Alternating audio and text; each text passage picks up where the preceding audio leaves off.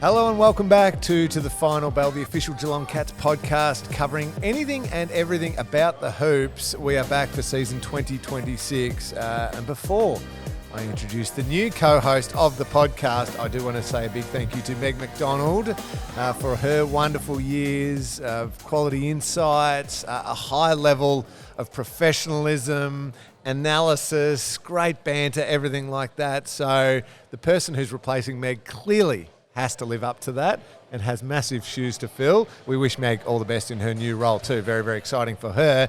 And that leads me to the person replacing Meg who'd want to be good at what he does, but he is a familiar voice on this podcast. It is Zach Toohey. Hello, Reg. Hello, Lingy. You can only imagine how disappointed I was when I found out one of the hosts was leaving the show.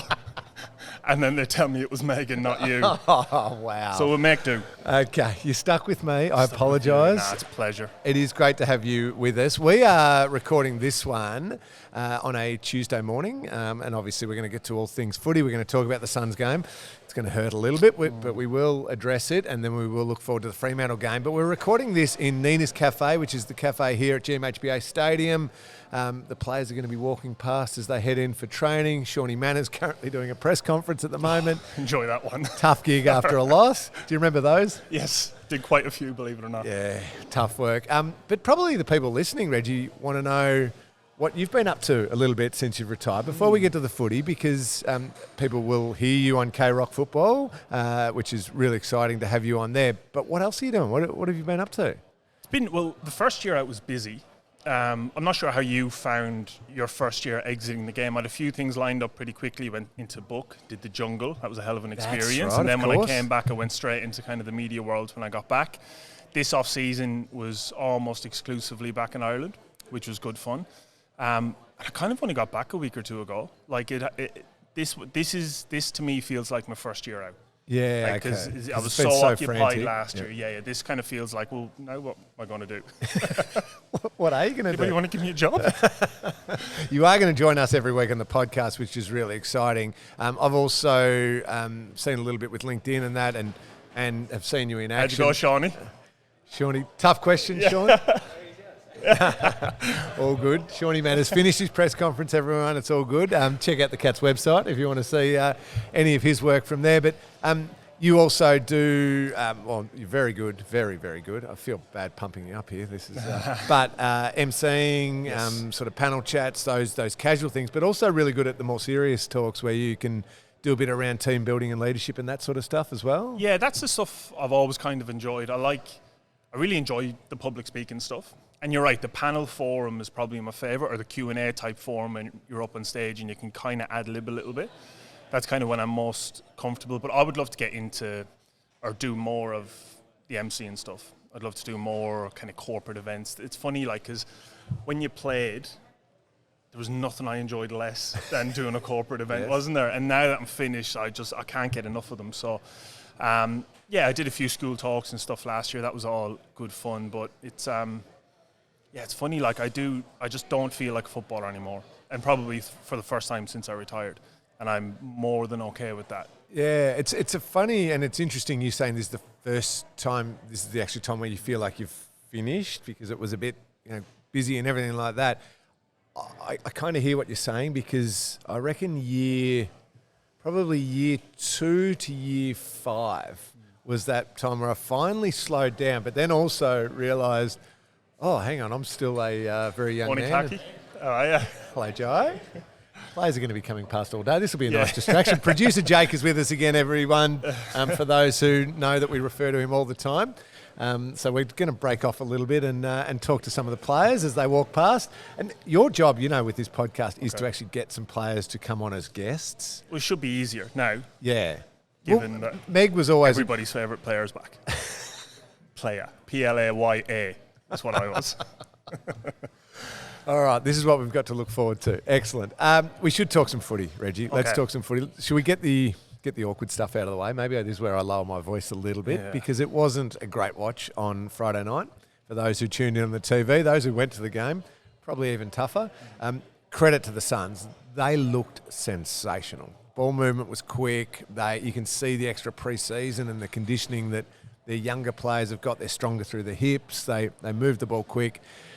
we looked a step or two behind, didn't we? Yeah, we did. So this fixture, when the fixtures came out, there genuinely isn't a worse first game of the season. I'd take Brisbane in Brisbane. I'd take Collingwood at the G. You take anybody over this, because even when Gold Coast weren't at the peak of their powers, playing them early in the season was like they've beaten us quite convincingly up there when they weren't that good. So getting them at this stage now where they don't want for anything. Yeah. Like they didn't even have the Brownlow medalist playing. Jamara, number one pick, he's had issues, but he wasn't playing. I just think they're stacked. I think they're primed. I could see them going all the way, but it's hard to call this early. So it's not panic stations for me, and you could see really clearly what the Cats are trying to do. I don't know if that was a sign of things to come, because they were determined to go quick. Hello, Collar. Hello, mate. How are you? Sorry, this is going to happen quite a bit. Isn't it? Bear with us today. Yeah. So watching the game, especially early, I was quite content with what I was seeing from the Cats in terms of endeavour and style. It's never looked more obvious that they were missing Danger and Jez up forward, because it's one thing to play quick and bomb it forward, but you need the timber there to compete. So I was quite content with the style. I know the club and the coaches well enough to know it'll get highly refined over the next few weeks, but Gold Coast are going to be a problem, and they're going to do that to not just a few teams up there. They'll do it to most teams. It has that feel, doesn't it? And it's funny you say about the Suns. That was my prediction, and this wasn't groundbreaking prediction pre-season, was the road to the 2026 Premiership goes through Southeast Queensland. Either one of those two just looks so good. And the Suns, the thing that probably jumped off the screen for me watching, I knew they were quick and skillful. That we've seen that build over the last couple of years. That's what happens when you get all those early picks and everything like that. But Cats players tackling Suns players, and the Suns players either shrugging them or not even being worried that they're being tackled, because they were still so strong through the hips. They're like, I can still release this without worrying at all, and somebody's going to be released into time and space. But okay, now the Suns are at a level where the multiple pre-seasons have stacked up, and their bodies are ready to take on the whole comp. Yeah, you're spot on. I noticed that watching the game. They're just hardened. And a lot of that is just ball security. So a lot of it is confidence and you know, all that body of work they would have done up until this point. But a lot of that is used to conditions. It gets really greasy up there, and they just look so comfortable in those conditions. And you're right, there was quite a few times where they would lay tackles, or even they wouldn't execute the tackles, but the ball would just fumble out of Geelong's players' hands. They just looked so at home in those conditions. And if they start, which they will, if they start winning on the road more than they have done in the past, because their home form has been really good for quite some time now. Like, they've been pretty hard to beat up there for a couple of years. It was just their form on the road that let them down. I find it really hard to see that being a problem. I don't think they'll drop any games to teams they shouldn't drop games to. They'll lose occasionally to like us down here or Brisbane. Like, they'll still drop some games. But I just think if they're not one of the best 2-3 teams, they're certainly one of the best 4 or 5. And like Petrarca doesn't hurt any side coming in, does he? How good did he look? Didn't he look good? And certain shows when his body's healthy and he's fit, how good he truly is. A Norm Smith medal winner. It's not a Gold Coast Suns podcast. It is a Cats podcast, so we do have to get to Geelong. Mm-hmm. I hear what you're saying around the way we were trying to play. Clearly the execution wasn't quite there, and that was credit to the Suns, but also probably a little bit of early season rust. Tanner Bruin did look good off half-back. You liked that move of him to half-back? I wasn't sure about it when I heard of it, but like, he spent a lot of time right behind stoppage in that high half-back position where you do tend to find a little bit of space. And I think in the meantime, teams will probably let him have a little bit of space, not if he keeps playing like that. But just on him, like, you talk about somebody not playing for a while and just looking like they've been desperate to play for some time. Like, I'm not sure I've seen him move that well at all, really. And he's always moved quite well. He's got great lateral movement. We know he loves the contest. But there were times where he was just running away from players. Like, unrelated, I suppose, to footy, it's just nice to see him smile again, because I think it's been a torrid time. And he is one of my favourite players, young players, I think I've got to play alongside. We were locker buddies, or pretty close to locker buddies, for a good number of years.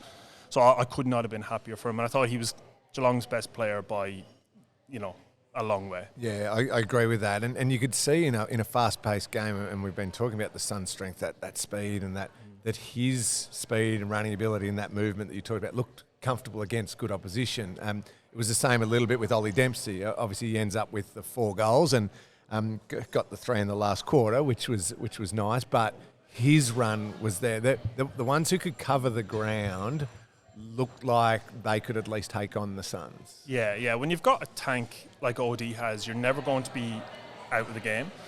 I don't think I've ever seen a winger kick more goals from the goal square than Ollie Dempsey. It is incredible. And that's kind of been Geelong's MO for a while with their wingers. But, geez, he just does it amazingly all the time, every game. So I thought he was brilliant again. And I think he's one of the more unique wingmen. So those players who are smaller in stature but really good overhead have always been difficult matchups. Like, I played on a ton of them, coming through, and they're just the worst ones. Your Jamie Elliott's, like Charlie Cameron was the same. OD is now the same, although he's a tall unit. He's not a big guy. It's just what type of player do you play on someone like that? Right, you can play somebody who's aerobically good enough to go with them, but they're not going to live with him in the air. Or you can play somebody who's good enough to go with him in the air, and he's just going to cook him on the ground. So he's a remarkable player, and he's one of not that many cats that had a great game. Yeah. So coming out of this, Chris Scott was at pains to say it in the post-match press conference. It feels like it's been the message coming out of the club. Not going to panic. We've obviously got some things we need to adjust. We're not happy with the way we played, but we can do this, and this. You genuinely feel the same way. This was a bad matchup against a team primed and they were outstanding. We adjust a few things, a little bit of personnel. The ship gets righted pretty quickly. Yeah, if there's a supporter base in the league that should be more prepared to not panic, yeah. it should be the Cats supporter base. I mean, we've been pretty good for a long time. This isn't even close to the worst period or game we've had over the last sort of 5 or 6 years. And was it maybe 20? I can't remember what year now. 24 maybe. We started like 6-1, and then we went on a stretch of like we didn't win for 6 or 7 weeks, and actually it culminated in that Gold Coast game up in Darwin when we really got done, and that was as bad as it got. And at that point, if the coaches weren't prepared to, throw everything out, they never will, and they didn't on that occasion. We steadied the ship, and I think that was the year we might have gone within 2 minutes of making a granny. So just relax, okay? It's the first game of the season. There is some personnel out. It wasn't a good performance, but honestly, surely the proof is in the pudding with the Cats by now. There's no need to panic. I like that, Reggie. Well said. A very high-scoring opening round too. All the winners except for the last game, the Collingwood St Kilda one, kicking 100 points plus. AFL will be happy, wouldn't they? Yes, they want their goals. They want plenty of goals. Throughout the season, we're going to try and have as many guests on as we possibly can. There'll be different times where this podcast might go a touch longer because we get one of those guests on. We're going to try and get players, past players, a couple of the coaches, that type of thing. We don't have one today. We do have them walking past and saying g'day to us, but we don't have a guest on today. So we're only going to have the 2 segments coming up. We will talk and look forward to the game against Fremantle. As we do every week on this podcast, we will have fan questions. We love our fan questions, Reggie, so please keep them coming in, send them in to us, and you can get a bit quirky with them or you can get serious with them, whichever direction you want to take. We will answer them. Before we do take a break though, Reg, tickets are on sale now for our round 1 clash against the Dockers. Be part of our first home game for the year by heading to the Cats website to find your tickets. Now, this is the bit where you start reading, Reggie. Do I? Yeah. This wasn't in my contract. I like to proofread ahead of time before. Join the We of We Are Geelong and sign up as a Geelong member now. Head to membership.geelongcats.com.au to find the best option for you, whether it's a 3-game flexi membership or a digital membership to access KO and watch every game live. Sign up now. Now. Sorry, there we go. Nearly got through it. That's how much of a professional he is. He doesn't need to proofread ahead of time, just nails it. We will have a break and we'll be back with looking forward to the Cats taking on Fremantle on Saturday afternoon.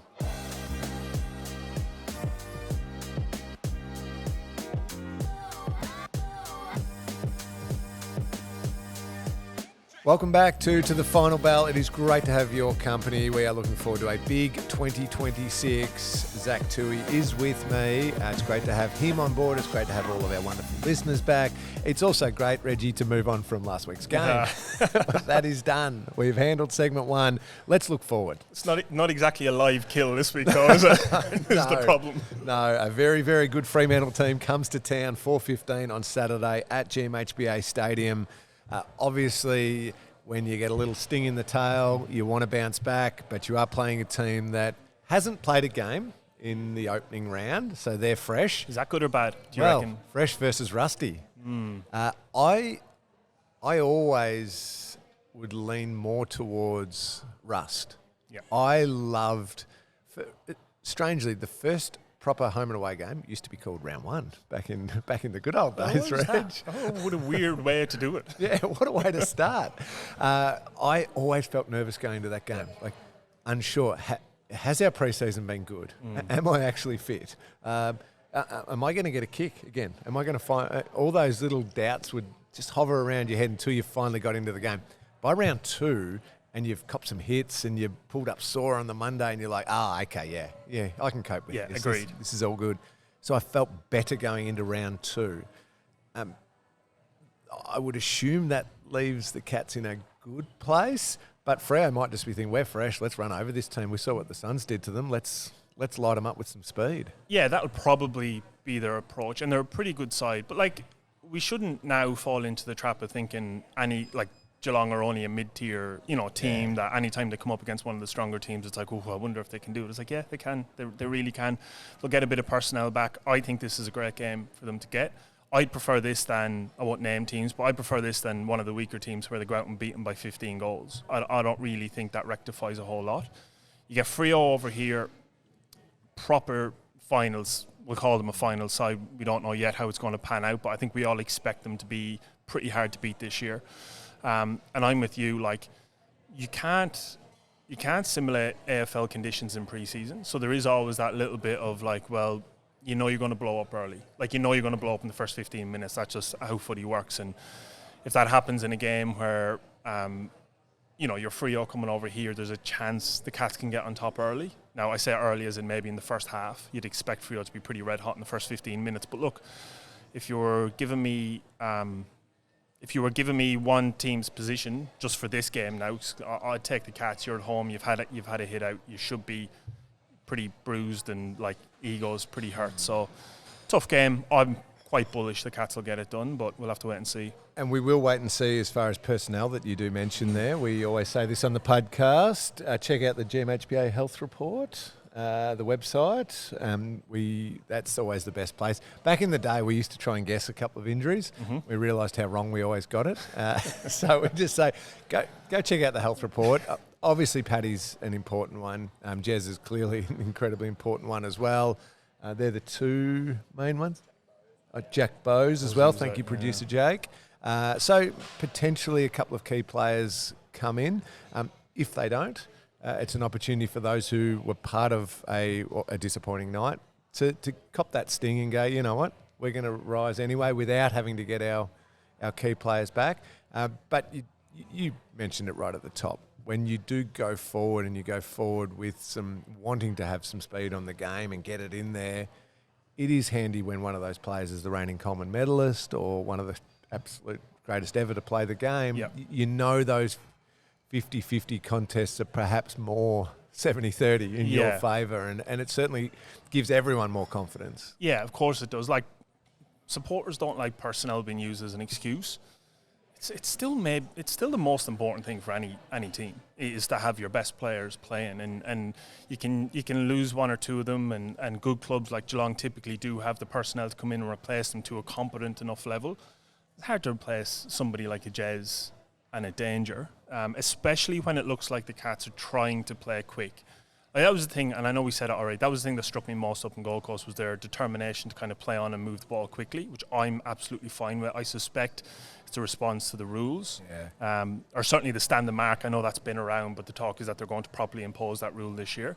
So I suspect it's that. Teething issues last week, didn't quite get the balance right. I think there was a couple of examples where, if you're going to play that style, you still I would think need to build it up to somewhere around, the middle third. And if you can break a line there, then go quick, as opposed to just going from your deepest line. But personnel is going to make a huge difference. I would think home crowd advantage, different dimensions here, all the things that typically I talked about here at Geelong should all play a huge factor. But the biggest thing would be getting somebody like a Danger or Jez back, if that's how you're going to play. And especially Danger, to be honest, with that long kick. Like if you're going to play long and deep, you want somebody who can really smash it back, and bring it to ground. And Jez is more your lead up type, and maneuvers his opposition around, whereas Danger can just wipe out 6 or 7 guys in front of him. And just naturally, the way the opposition is going to prepare is Jez is back and Danger's back. Probably get 1-2 defenders, which rolls Shannon Neal to a third defender, and he can then confidently go. He's getting to the point in his career where he can take on the number ones and beat them, but it helps when he's taking on a number 3 as opposed to a number 1, because he can manoeuvre them a little bit more, get the isolation that he's after. So you're absolutely right. Obviously, Fremantle's midfield is a strength of theirs, led by Caleb Sarong, who's a star of the competition. We so often talk about games being won and lost in the middle of the ground. James Warple came in for his first game with the Cats to round out that Geelong midfield. I saw some really good signs. I know he was part of a midfield that ultimately got beaten on the day, but some good signs there as he learns more to play alongside Max Holmes and Bailey Smith and Tom Atkins and all of these different players, that he's going to be a really valuable addition. And against a team like Fremantle where you can't let up in the middle of the ground, it's important that we have multiple players to get through that part of the ground. Yeah, it's the makeup of the midfield for the Cats is most interesting to me, because we have a couple of players who can run defensive roles, so Oisin and Mez in particular, and Axe obviously does it as well. And then you've got the Warpedo, you obviously got the leg speed in Max and Bailey. So it's you can't have them all in there at once. So how do you start it? Like, would you run a tight defensive role on a Caleb Sarong? I would. I often get asked this, probably because of the role I played when I was playing. But if you've got a player for the opposition who is crucial to what they do, and others almost build their games off it, if you can limit him, I would do it. And we, as you alluded to, we have the players capable of doing that. And Osh's growth in not just, I'm going to shut him out, but I'm also going to join in at the right time and maybe get forward and kick one on one of these players, that growth gives me more confidence to do it. I've never been a player 100% negative. I'm just going to go the old school 80s tag on a guy. They don't help your team. But if you've got someone who can go a bit both ways, but they're a bit more on the defensive side, Caleb Sarong has 18 touches, 2 clearances. Then yes, do it every chance you get. And Sarong's the one, not Brayshaw. Is that who you would go to? I think Sarong. I think Sarong's creativity around congestion and stoppage is at a super elite level. I think Brayshaw accumulates and hurts, but accumulates more. I think Sarong brings others into the game, left, right and centre. My instinct with that is same as yours. It's always the guy who can also hurt you on the outside. Yes. But I guess the question is, do you stop the ball winner inside getting it to him, or do you stop? Sarong can do a bit of both. My instinct is Sarong. I think he's a mega star. I think if he was based here in Victoria, I mean, he's a superstar anyway, but I think if he's playing with one of the big clubs here, people would be just blown away by him, because he's extraordinary. He's a little bull as well, and he can go forward. I've played on him almost one out. He can do that as well, so he'd be the one for mine. But yeah, it's the makeup outside of that. It's like, how do you best utilise? Max Holmes is you just got to build it around him. Well, that's where other teams, so we talk about preparing for Caleb Sarong, other teams do have to prepare around Max Holmes, don't they? He's the one. I just think he is one of the... I already think he's probably one of the better players I've played alongside. And he looked it early, but I didn't see this coming. Like, his last 2 seasons have been outrageous. He's a big game performer. Finals record is extraordinary. If people actually look at him as an individual, even in that 2022 season when he really sadly lost him in that prelim, I think he was the number 1 rated player on the ground until the point he got injured. I think he might have been the week before as well. So he's he's a freak, and he's the one that the Cats have to figure out how do we get it in his hands as much as possible. And it's all about the makeup in the midfield. The beauty with him, and why I'm with you on what you're saying, is he wins it inside and outside. Obviously, outside is just, he's gone. But he gets it inside and then turns it to the outside with his ability. And they're the rare ones. Yeah. You often are better in one facet than the other. He's got both, which is incredible. Obviously a huge game where the Cats keen to bounce back and get that win, the first win of season 2026. 4:15 Saturday at GMHBA Stadium. Great time slot, producer Jakey. Surely we'll get a big crowd for this one. Weather will be nice. We'll get heaps and heaps here to cheer the Cats on. Hopefully we do get that win. I want to get to the fan questions, Reggie. Mm-hmm. I'm conscious of time here, so I'm just going to fire these at you. You can probably answer this first one pretty easily. What would your goal songs be? Somebody selected that song on the Irish players' behalf, and the crowd seemed to enjoy it. Oh, we loved it. It would be good to have a little clap along sing you one, but I don't know. I actually haven't given it a ton of consideration. Maybe Zombies? Cranberries, yeah. Have you ever seen the Irish fans at the Rugby World Cup singing that? No. Far out. Google it or YouTube it if you're watching this. So it was post-game, whoever they played, and they played over the speaker and the whole stadium gets going. It's even the commentators on the live coverage stop talking to let the big chorus play out. It's wicked. If you haven't seen it, look that up. It's a powerful song for the Irish people too, isn't it? Yeah. And she was an icon as well. So... Yeah. I actually think it was her passing that made it blow up again so much. So I love that. That's fantastic. Mine, unfortunately, would just be one of the songs that I butcher every time I get on the microphone if I've had a few beers, Reggie. So, which is, go on, you'd be a Celine Dion type or Whitney Houston. My heart will go on. Yeah, really slaughtered. No, I back in the day when I was playing, I slaughtered You're the Voice so many different times. I owe John Farnham a massive apology. I'm sorry. That song should never be sung that way. What is your favourite part about watching Geelong games? This is from Take Two Twins. What is your favourite part about watching Geelong games? Can you watch Geelong games well yet? No, I can't. I don't particularly enjoy it, to be honest. Genuinely, I don't know if I've enjoyed any game watching it yet, because early on, it's like you want to be playing. And that, a little period after a win in a tough game, where they're all walking off. You're sat up in the crowd watching it going, it's way more fun down there now, walking off.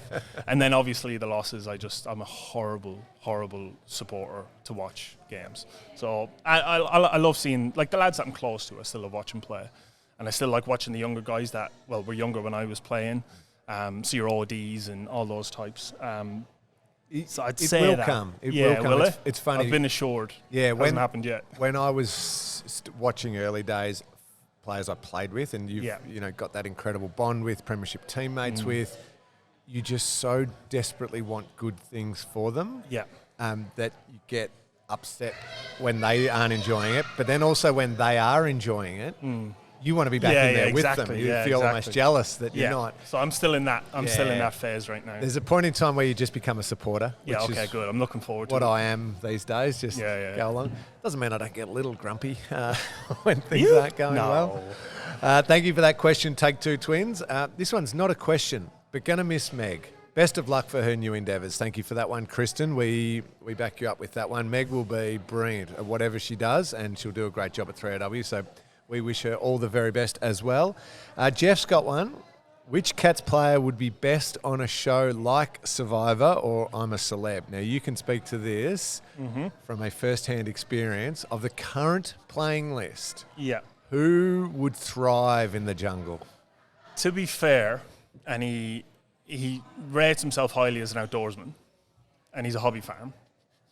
And he's not a farmer. He's got cows as pets. So let's get this right. He's not a farmer. But he's handy enough on the outdoors, and that'd be Reese. Reese would actually go quite well on one of those shows. I think Reese would probably do very well. To be fair, I think he'd do quite well on either of those shows. Isn't it funny when your perceptions of a person and a player, when he was at St Kilda and coming across the Cats, because he's this big, beautiful, blonde, I thought he was... farming and outdoorsy would be the furthest thing from his mind. And I thought, what's Reese really like? And then you come here and he's like, I'm going to buy a farm, love horses, riding, outdoors, everything like that. There's this whole weird subculture on Instagram of farmers who yeah, he's a farmer, but he's also out frolicking, taking pictures like with good lighting under trees and stuff. Like, so he's a farmer in the loosest sense of the word. He's a farmer in the same way I'm like a barista because I make a coffee at home. It's like I'm not a barista. I make a coffee.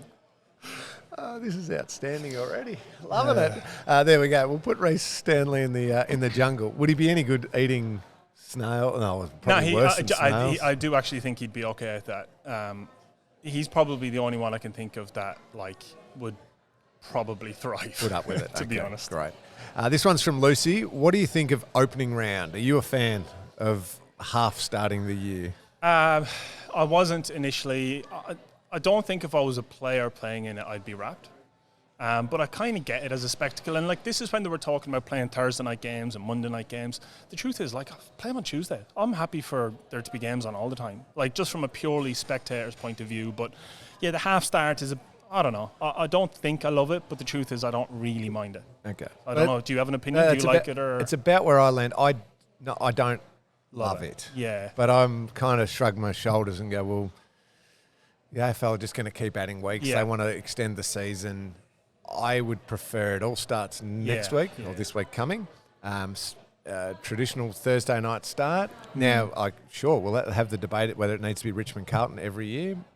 I quite enjoy the Richmond Carlton start to the season, but I prefer just kick it off with a bang. Everyone's playing. Yeah, We're all hyped. I think I'd probably be there as well. Would you ever do the old grand final replay as the opening game? I know that was talked about a little bit. It used to be that 100 years ago when I was around.